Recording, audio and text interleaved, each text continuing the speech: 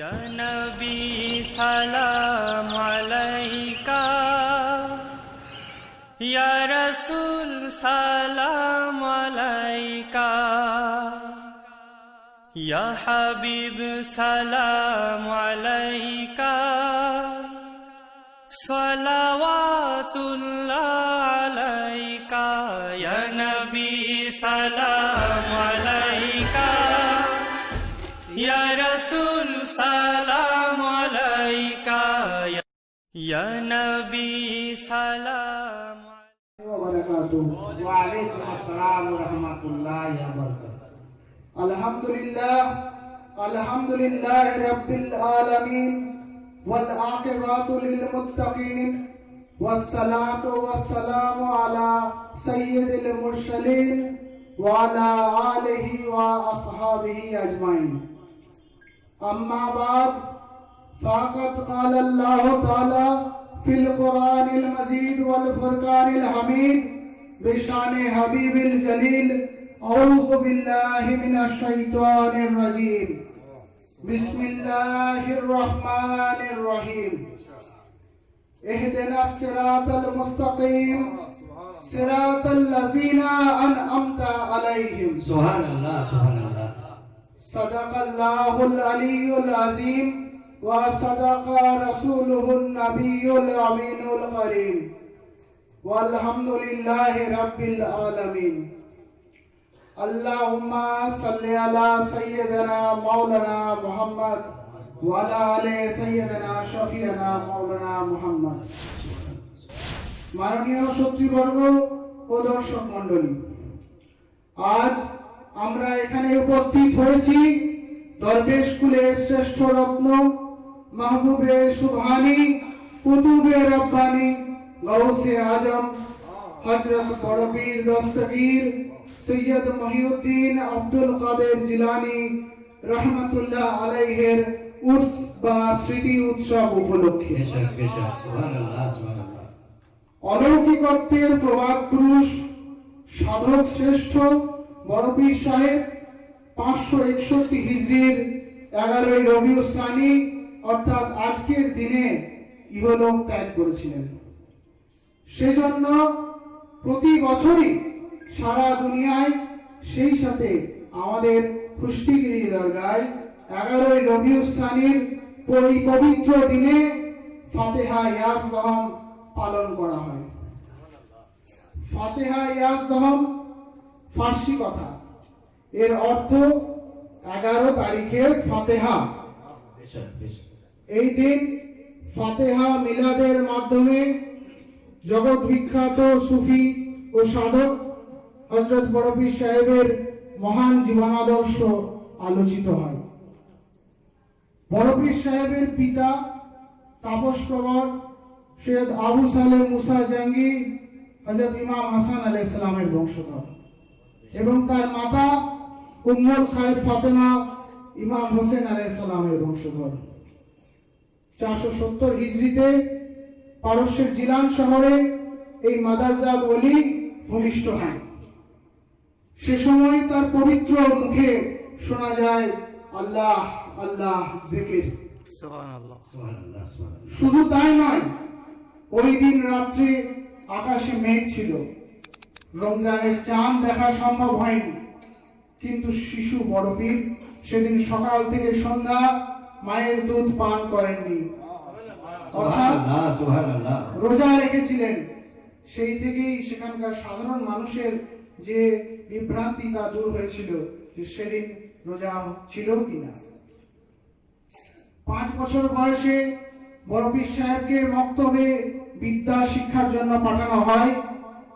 সেখানে তিনি প্রথম দিনে ওস্তাদকে 18 পারা কোরআন শরীফ মুখস্থ শুনিয়ে দেন। Subhanallah. সুবহানাল্লাহ, সুবহানাল্লাহ। ওস্তাদ তাকে যখন জিজ্ঞেস করেন, হে বালক, তুমি কার কাছে কোরআন শরীফ পাঠ শিখলে? তিনি বলেন, আমার মা 18 পারার হাফেজা।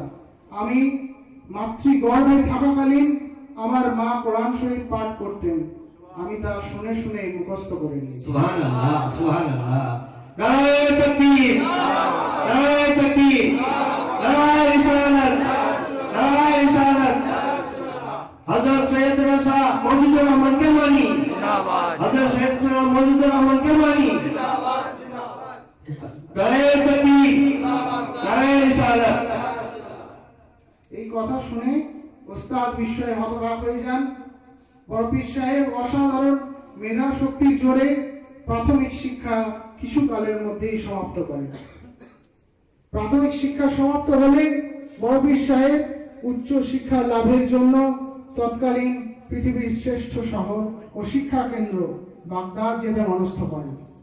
সেখানে যাওয়ার আগে তার মা 40টা স্বর্ণ মুদ্রা খরচের জন্য দিয়েছিলেন আর বলেছিলেন কখনো কোনো অবস্থায় মিথ্যা কথা বলবে না।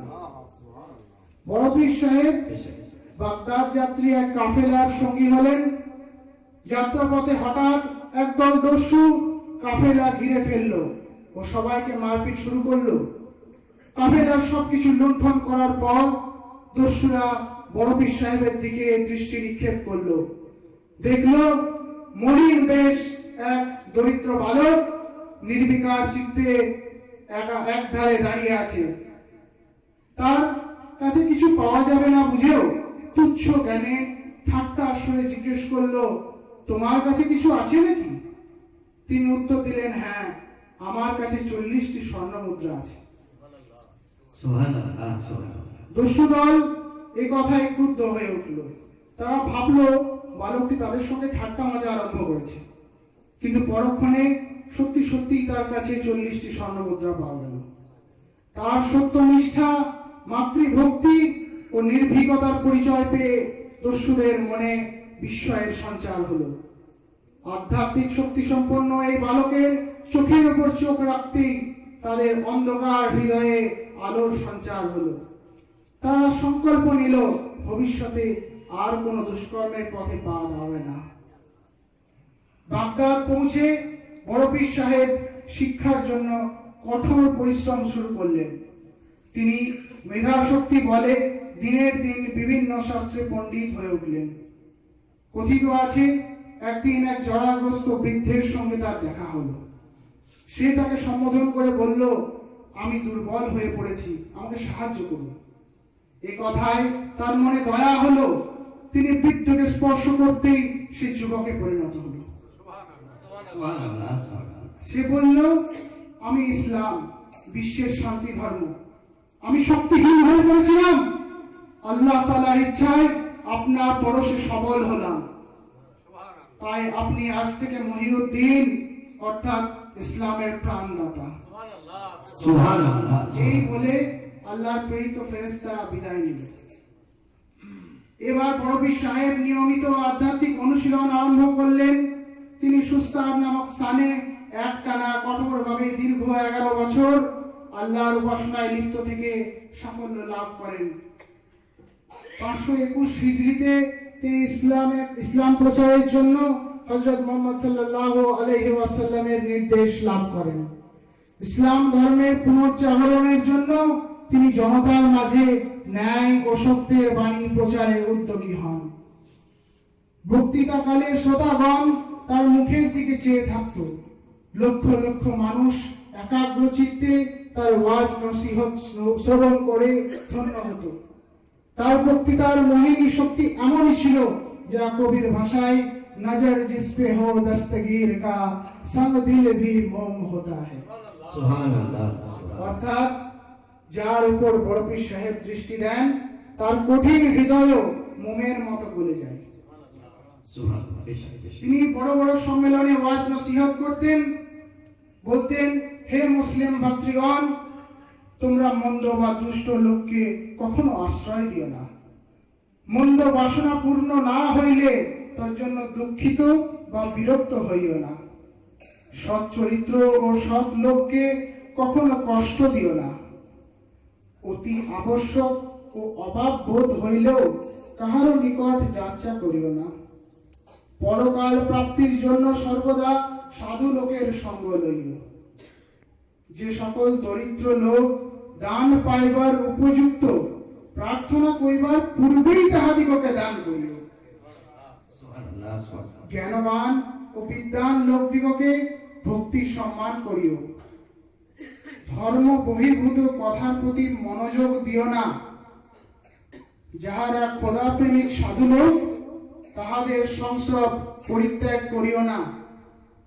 যে সকল জ্ঞানী ও সাধু লোকের দ্বারা ইহকাল ও পরকালের সকল উদ্দেশ্য সাধন হইতে পারে, নিজের ক্ষতিবোধ হইলেও সেরূপ লোকদিগের সঙ্গ ছাড়া হইও না। সুবহানাল্লাহ সুবহানাল্লাহ এইভাবে তিনি নানান বক্তৃতার মাধ্যমে মানুষকে উপদেশ দিয়েছেন ও সৎ পথে আহ্বান করেছেন। তিনি আরো বলেছেন, লোহা যেমন আগুনে পুড়ে আগুনের রূপ ধারণ করে, তেমনি আল্লাহর ওলিগণ আল্লাহর নূরের তাজাল্লিয়াতে পুড়ে আল্লাহর গুণে গুণান্বিত হয়। আলহামদুলিল্লাহ বাস্তবিকই আমরা হাদিসে কুদসির বর্ণনায় পাই, ওমা ইয়াজআলু আবদি ইয়া তাকাররাবু ইলাইয়া বিন নওয়াফিলি হাত্তা আহাবাবতুহু ফা ইজা আহাবাবতুহু ফা কুনতু সামআহু আল্লাযী ইয়াসমাউ বিহি ওয়া বাসারাহু আল্লাযী ইউবসিরু বিহি ওয়া ইয়াদাহু আল্লাতী ইয়াবতিশু বিহা ওয়া রিজলাহু আল্লাতী ইয়ামসি বিহা ওয়া ইনসালানি লা উতিয়ান্নাহু। অর্থাৎ আমার কোন বান্দা, আল্লাহ পাক বলছেন, আমার কোন বান্দা যখন নফল ইবাদতের সাহায্যে আমার নৈকট্য লাভ করে, তখন আমি তাকে ভালোবেসে ফেলি। তখন আমি তার কান হয়ে যাই, যা দিয়ে সে শোনে। তখন আমি তার চোখ হয়ে যাই, যা দিয়ে সে দেখে। আমি তার হাত হয়ে যাই, যা দিয়ে সে ধরে। আমি তার পায়ে আপন শক্তি প্রদান করি, যা দিয়ে সে চলে। আর সে যদি আমার কাছে কিছু চায়, আমি অবশ্যই তা দিই। সুবহানাল্লাহ সুবহানাল্লাহ বাস্তবিকই বড় সাহেবের জীবনে